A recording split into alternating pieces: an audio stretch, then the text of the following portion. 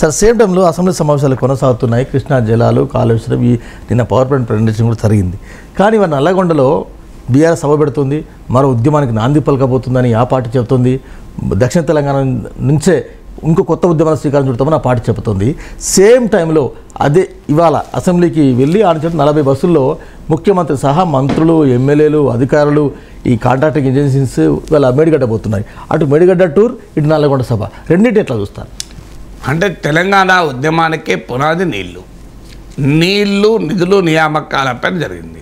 నీళ్ల విషయంలో ఎవరు న్యాయం చేశారు, ఎవరు అన్యాయం చేశారు అన్నది తెలంగాణ పొలిటికల్ డిస్కోర్స్లో సెంట్రల్ నరేటివ్గా ఉంటుంది, ఉన్నది కూడా 10 ఏళ్ళుగా.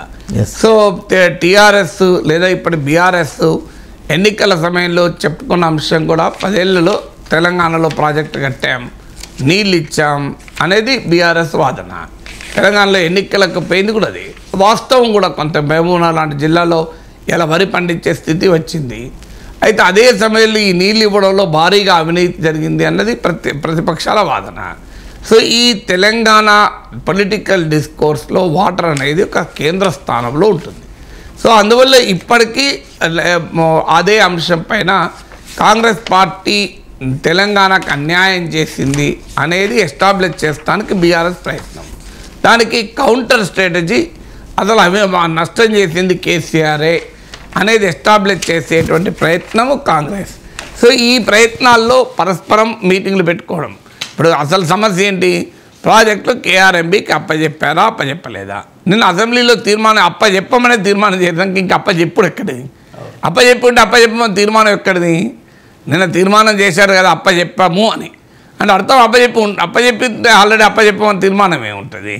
సో అందువల్ల కేఆర్ఎంబీకి ఎవరు అప్పచెప్పారా లేదా కేసీఆర్ అంగీకరించాడు అని కాంగ్రెస్ ప్రభుత్వమే అప్పచెప్పేసింది అని ఇంకోటి. అందువల్ల కృష్ణానదిలో నీళ్లు తక్కువ, ప్రాజెక్టులు ఎక్కువ. ఎందుకంటే కృష్ణానది పైనే తెలంగాణ ఉద్యమం అంతా సాగింది. గోదావరి నది పైన ఎప్పుడూ ఇష్యూ లేదు. ఎందుకంటే గోదావరిలో నీళ్ళు ఎక్కువ, ప్రాజెక్టులు తక్కువ.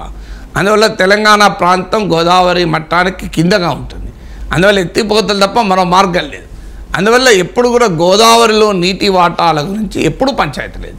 ఎందుకంటే గోదావరిలో కనీసం ఒక 4000 టీఎంసీలు సముద్రంలో వృధాగా కలిసిపోతాయి. అందువల్ల పోలవరం ప్రాజెక్టు విషయంలో కొంత ముంపు ప్రాంతం, ఒక 2 లక్షల గిరిజనులు ముంపు ప్రాంతంలో ఉంటారు, 7 మండలాలు తెలంగాణ మండలాలు మునిగిపోతాయన్న విమర్శ వ్యతిరేకత వచ్చింది. కానీ బట్ వాటర్ విషయంలో వ్యతిరేకత లేదు. పోలవరం విషయంలో కూడా వ్యతిరేకత డిస్ప్లేస్మెంట్ పైన, నిర్వాసితుల పైన. కానీ పోలవరం విషయంలో కూడా గోదావరి నీళ్ళు ఏదో ఆంధ్ర పట్టుకెళ్ళిపోతున్నది కాదు. ఎందుకంటే కేసీఆర్ చాలాసార్లు చెప్పాడు, మీరు ఎన్ని కావాలంటే గోదావరిలో తీసుకెళ్ళండి, అందరము వాడుకున్న తర్వాత కూడా నీళ్ళు ఉన్నాయని. గోదావరి పైన ఒక బాబ్లీ వివాదం ఉండే, అది కూడా మహారాష్ట్రతో వివాదం, ఆంధ్రతో ఎప్పుడు వివాదం లేదు. అందువల్ల గోదావరికి మీకు కాళేశ్వరం ఎగువన గోదావరిలో వాటర్ తక్కువ, కాళేశ్వరం దిగువన వాటర్ ఎక్కువ. అందువల్ల ఆంధ్రప్రదేశ్తో ఎప్పుడు కూడా గోదావరి నీళ్ళపైన వివాదం లేదు. మహారాష్ట్రతో వివాదం ఉండే, ఎందుకంటే ఆ ప్రాంతంలో ఎగువ ప్రాంతంలో గోదావరి వాటర్ ఉండదు. ప్రాణహిత కలిసిన తర్వాత నీకు వాటర్ పుష్కలంగా గోదావరిలో ఉంటుంది. అందువల్ల ప్రాణహిత కలవక ముందు పైభాగంలో ఆ సమస్య ఉంది కనుక బాబ్లీ ప్రాజెక్ట్ విషయంలో మహారాష్ట్రకు మన ఆంధ్రప్రదేశ్కు గొడవలు ఉన్నాయి. కానీ ఆంధ్రప్రదేశ్కు తెలంగాణకు పెద్దగా గోదావరి విషయంలో వివాదం లేదు.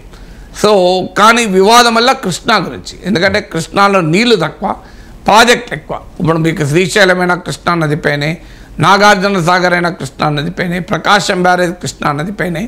సో అందువల్ల కృష్ణానదిపైనే వివాదం. మీకు పాలమూరు రంగారెడ్డి ఎత్తిపోతల పథకమైన కృష్ణానది. సో కృష్ణా దాని ట్రిబ్యూటరీస్ పైనే. అందువల్ల కృష్ణానదిలో నీళ్లు వాటా తేలాలి అన్నది తెలంగాణ ఉద్యమ కాలం నుంచి ఉన్న డిమాండ్. ఇవాళ కొత్తగా వచ్చిన డిమాండ్ ఏం కాదు. ఎందుకంటే కృష్ణానది పరివాహక ప్రాంతము తెలంగాణలో ఎక్కువ ఉంటుంది. కృష్ణానదిలో ఉన్న కరువు ప్రాంతం, తెలంగాణలో ఉన్న కృష్ణా పరివాహక ప్రాంతమైన మహబూబ్నగర్, నల్లగొండ ఈ ప్రాంతంలో కరువు ప్రాంతం కూడా ఉంది అని. ఆంధ్ర వాళ్ళు ఏంటంటే కృష్ణానది నుంచి మొదటి నుంచి మేము నీళ్ళు వాడుతున్నాం కదా, అందువల్ల మాకు వాడుతున్న నీళ్ళే రాకపోతే ఎలా అనేది వాళ్ళు. సో ఈ వివాదం తెలంగాణ ఉద్యమ కాలం నుంచి కూడా ఉంది. ఇప్పుడు పులిచింతల విషయంలో కూడా అదే వివాదం. అంటే తెలంగాణలో సింగిల్ క్రాప్ కూడా నీళ్ళు ఇవ్వకుండా ఆంధ్రలో రెండవ పంటకు కూడా నీళ్ళు ఇస్తున్నారు అని. ఇలా ప్రతిసారి తెలంగాణ ఉద్యమకాలను ఉమ్మడి రాష్ట్రంలో కూడా కృష్ణానది నీటిపైన పంచాయతీ మొదటి నుంచి ఉంది. తెలంగాణ వచ్చాక కూడా పంచాయతీ కొనసాగుతుంది. అందువల్ల ట్రిబ్యునల్ ముందు తెలంగాణ వాటా తేల్చాలి అన్నది తెలంగాణ డిమాండ్. కానీ ఇప్పటివరకైతే ఉమ్మడి రాష్ట్రంలో ప్రాజెక్టుల వారీగా జరిగిన కేటాయింపుల ప్రకారం 299 టీఎంసీలు మీకు తెలంగాణ వాడుతోంది, 512 టీఎంసీలు మీకు ఆంధ్ర వాడుతోంది. సో వాస్తవంగా ఇంకో 190 టీఎంసీలు బ్రజేష్ కుమార్ ట్రిబ్యునల్ కేటాయించింది. కానీ ఆ బ్రజేష్ కుమార్ ట్రిబ్యునల్ ఉమ్మడి రాష్ట్రమే అంగీకరించలేదు. సో ఎందుకంటే మిగులు జలాలను కూడా కేటాయించింది. సో ఆ కృష్ణానదిలో వాటా ఎంత అనేది వివాదంగానే ఉంది. అందువల్ల 299 టీఎంసీల కేసీఆర్ అంగీకరించాడు. ఆ రకంగా కేసీఆర్ అన్యాయం చేశాడు అనేది కాంగ్రెస్ ఎస్టాబ్లిష్ చేయదలుచుకుంది. దానికి కౌంటర్గా మీరు ప్రాజెక్టులు అప్పచెప్పారు అనేది వీళ్ళు ఎస్టాబ్లిష్ చేయదలుచుకున్నారు. సో అందువల్ల అది మోర్ పొలిటికల్ ఫైట్. అందువల్ల ఈ పొలిటికల్ ఫైట్ రేపు లోక్సభ ఎన్నికలు కూడా ఉన్నాయి కనుక, సో లోక్సభ ఎన్నికలకు బీఆర్ఎస్కు రాజకీయ వ్యూహం ఉండాలి. ఎందుకంటే కొత్తగా కాంగ్రెస్ ప్రభుత్వం అధికారంలోకి వచ్చింది. ఇప్పటికిప్పుడు కాంగ్రెస్ పార్టీని అవినీతి పాల్పడిందనో లేదా పథకాలు అమలు చేయలేదనో హామీలు అమలు చేయలేదనో అనే అంశం ఆధారంగా వెళ్తే ప్రజలు అంగీకరించరు. ఎందుకంటే అధికారంలోకి వచ్చి 2 నెలలు కూడా కాకముందే ఇంకా హామీలు అమలు చేయలేదు అంటే జనం యాక్సెప్ట్ చేయరు. మరి కాంగ్రెస్ పార్టీని ఎదుర్కోవడానికి బీఆర్ఎస్కున్న నరేటివ్ ఏంటి?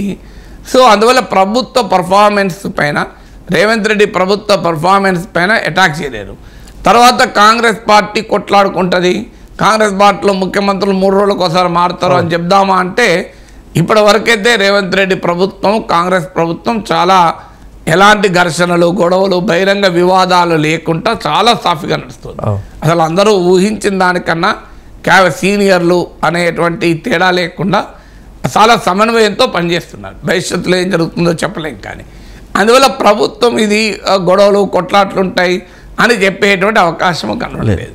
సో ఈ అంశం పైన ప్రజల దగ్గరికి వెళ్ళాలి అనేది ఆలోచించినప్పుడు బీఆర్ఎస్ వారికి ఈ కృష్ణా రివర్ మేనేజ్మెంట్ బోర్డు దొరికింది టాపిక్.